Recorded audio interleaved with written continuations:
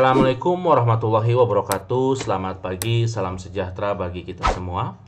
Pada kesempatan kali ini saya akan memberikan tutorial bagaimana cara menggunakan e-learning yang baru untuk pelaksanaan KKN tematik 2021.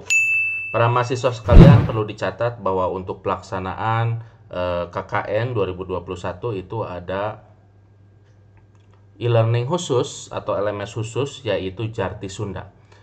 Nah, cara para mahasiswa sekalian untuk mengakses LMS tersebut, klik browser kalian, kemudian nanti masuk, kemudian ketikkan alamatnya Jarti Sunda, kemudian .fkip.unpas.ac.id. Kemudian setelah itu tunggu sampai masuk. Saya akan mendemokan mahasiswa 1. Saya akan masuk, nanti kalian masuknya menggunakan NPM, passwordnya juga NPM atau nomor pokok mahasiswa. Nah, kemudian kita masuk ke e-learningnya itu.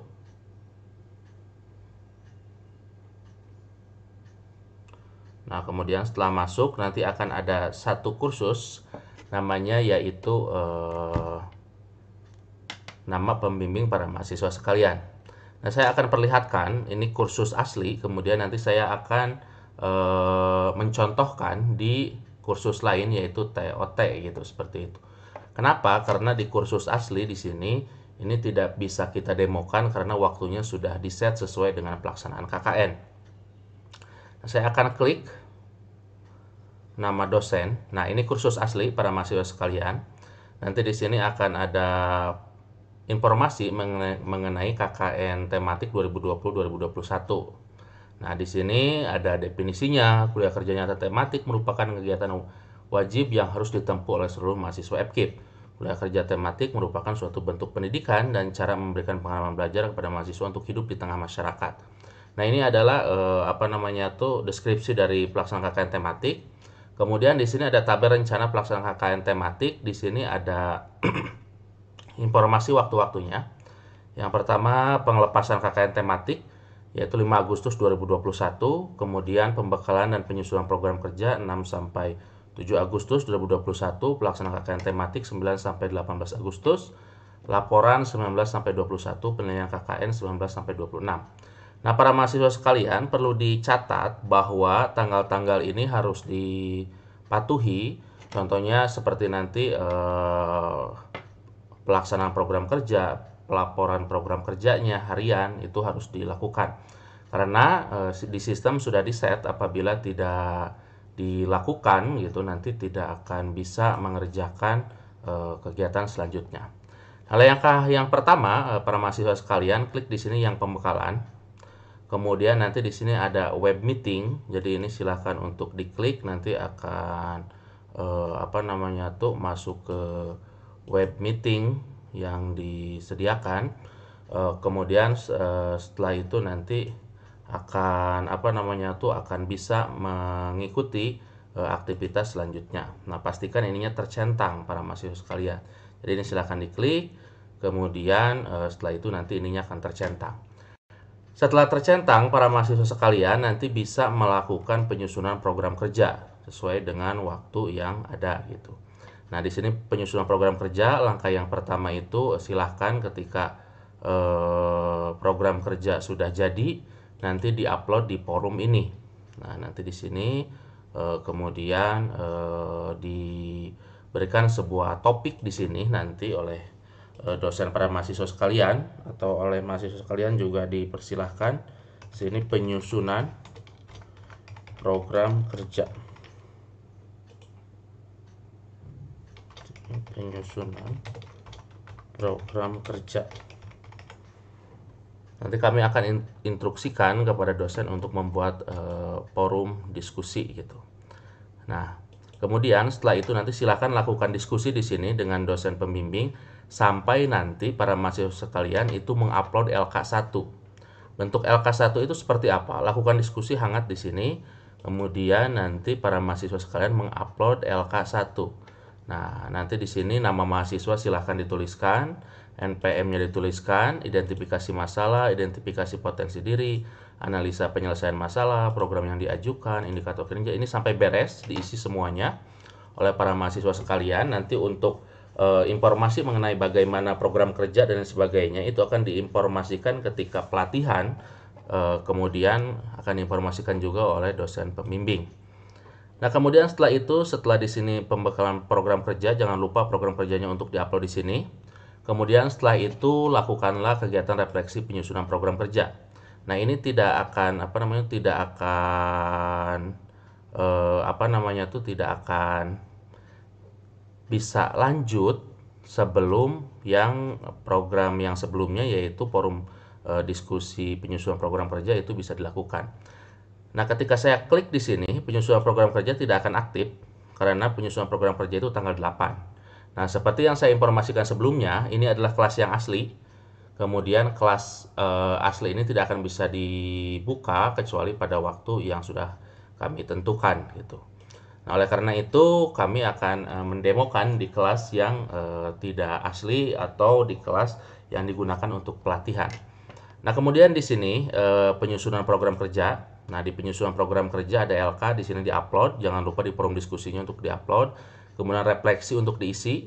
Kemudian di sini ada pelaksanaan program kerja. Nanti pelaksanaan program kerja menggunakan LK juga di sini. Nah, ini LK-nya program yang diajukan, indikator ketercapaian, pihak terkait, deskripsi ketercapaian, identifikasi hambatan, solusi yang dilakukan, dan rencana tindak lanjut. Nah, itu semua nanti diupload para mahasiswa sekalian di laporan kegiatan hari 1. Dan ini harus diupload di sini seperti biasa. Kalau diupload di laporan kegiatan itu nanti harian, kemudian tidak boleh lebih dari pukul 23.59 setiap harinya. Jadi kalian melakukan aktivitas itu dua. Yang pertama itu melakukan laporan harian, yang kedua itu melakukan refleksi dari kegiatan yang sudah dilakukan. Jadi hal-hal apa saja yang didapat dari kegiatan yang sudah dilakukan. Nah, kemudian untuk diuploadnya apa? Diuploadnya ini LK laporan harian program KKN tematik yang tadi, yang ini. Jadi ini dibuat harian seperti itu mahasiswa sekalian. Nah, kemudian apabila sudah nanti keseluruhan sampai hari ke-10 dikerjakan para mahasiswa sekalian, kemudian nanti akan masuk ke sini. Ini adalah laporan kinerja mahasiswa. Nah, di laporan kinerja mahasiswa nanti di sini akan juga aktif ketika ke-10 laporan harian ini sudah diisi dan sudah diberikan juga refleksinya gitu. Jadi bukan hanya laporan harian tapi refleksi juga harus sudah diisi. Kemudian nanti akan masuk ke kinerja mahasiswa. Nah, di kinerja mahasiswa di sini akan ada satu LK ini untuk laporan. Jadi sifatnya individu para mahasiswa sekalian.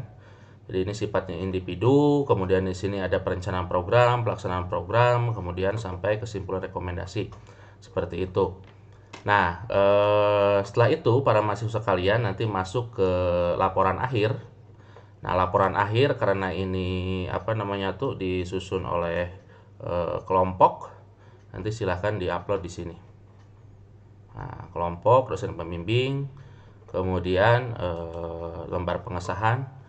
Nanti ini kalau satu kelompok kan sama laporannya, jadi silahkan nanti mungkin laporannya disebarkan ke para anggota kelompoknya, kemudian diupload di sini.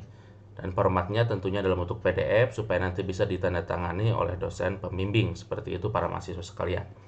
Untuk pelaksanaan KKN tematik sebenarnya hanya seperti itu. Kemudian saya akan demokan satu refleksi, kemudian satu untuk mengupload laporan gitu, seperti itu. Saya akan kembali ke dashboard. Dan saya akan masuk ke kursus TOT. Nah, saya akan coba di sini melihat refleksi. Nah, saya akan melakukan penyusunan program kerja terlebih dahulu.